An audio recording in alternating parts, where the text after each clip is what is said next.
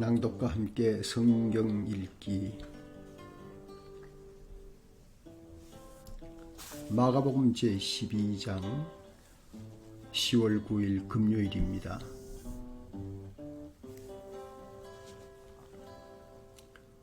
오늘은 내 엄마의 3주기이다. 우리 엄마는 노량진교회 묘지 동산의 벽화에 시골방의 장롱 그림 속에 있어요.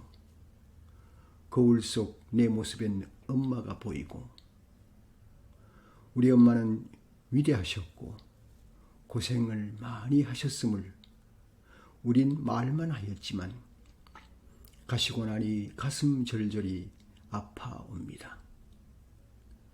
우리 팔남매 시골 사는 큰집 식구들, 고등학교 나들이, 이모들까지 공부시킨 숫자들, 포목점을 한 엄만 항상 돈이 든 흰 봉투를 넣고 다니셨고 준비되어 남을 섬겼습니다.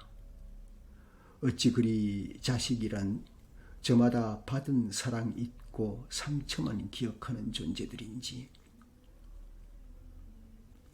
오늘 말씀은 포도원 소작인 비유, 세상 세금 문제, 하나님 사랑과 사람 사랑의 큰 계명 가르침, 위선의 지도자들과 과부의 헌금,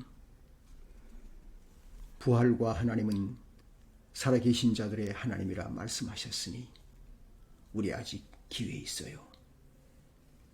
감사합니다. 이제 1절로 들어갑니다. 제12장.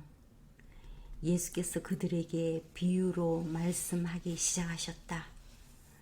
어떤 사람이 포도원을 일구어서 울타리를 치고 포도즙을 짜는 확을 파고 망대를 세웠다.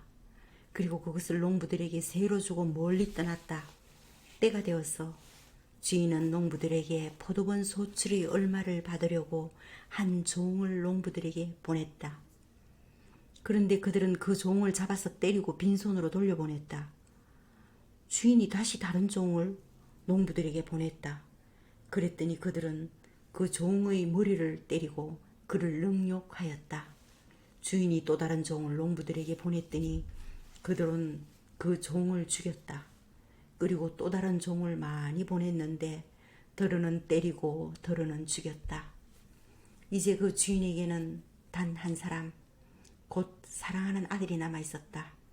마지막으로 그 아들을 그들에게 보내며 말하기를 그들이 내 아들이야 존중하겠지 하였다. 그러나 그 농부들은 서로 말하였다. 이 사람은 상속자다. 그를 죽여버리자.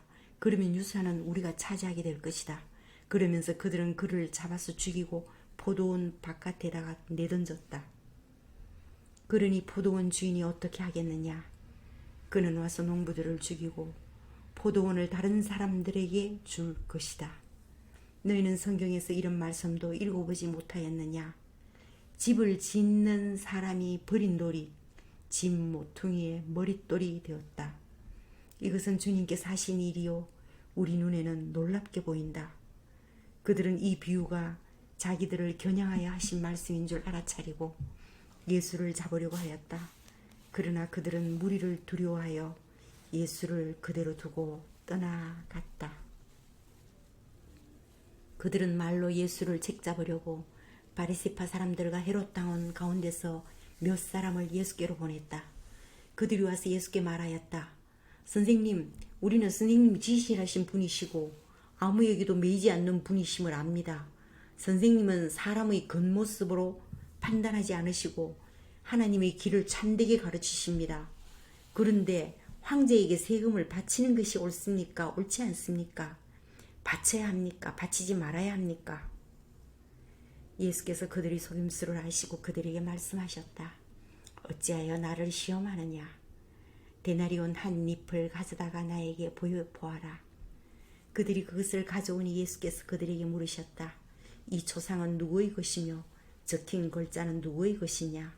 그들이 대답하였다. 황제의 것입니다. 예수께서 그들에게 말씀하셨다.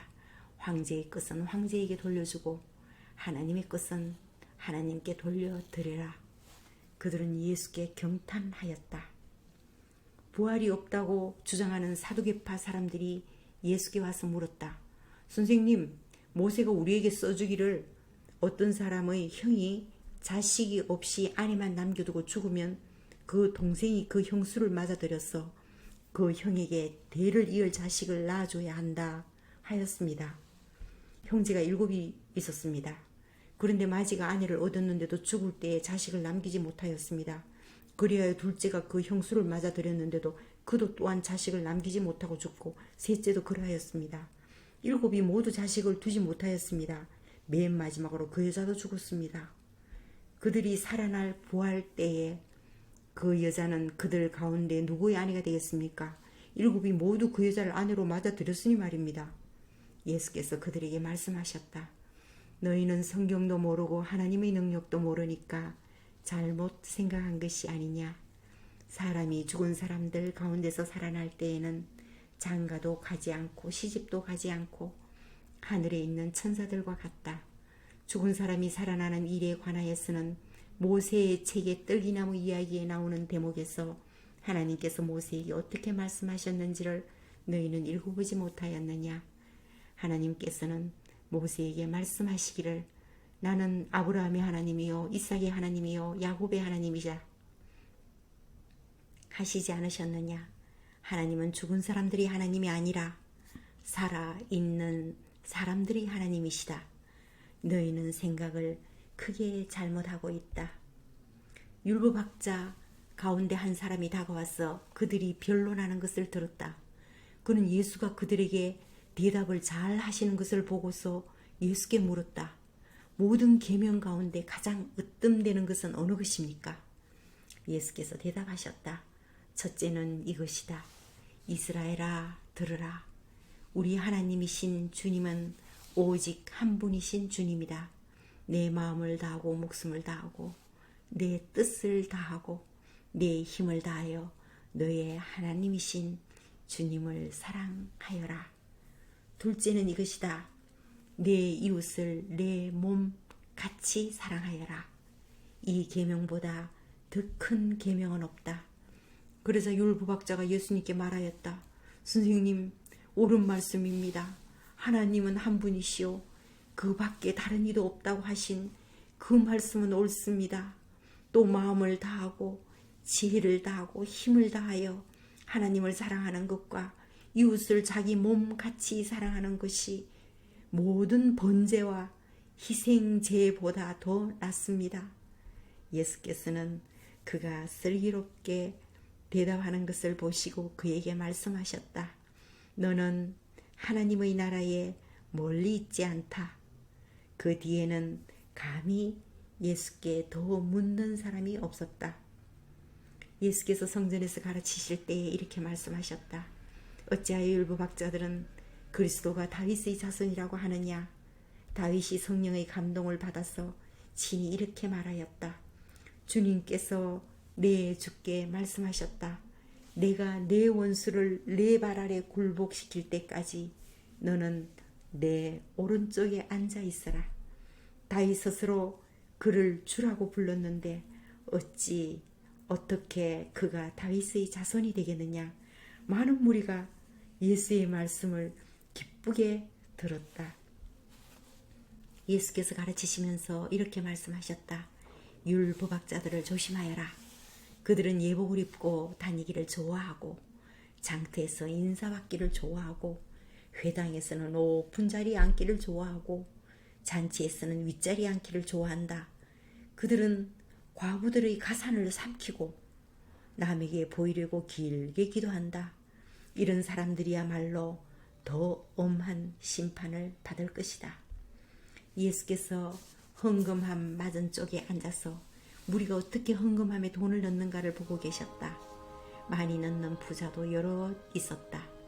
그런데 가난한 과부 한 사람은 와서 렙돈 2닙 곧 한 고들란트를 넣었다. 예수께서 제자들을 곁에 불러놓고서 그들에게 말씀하셨다.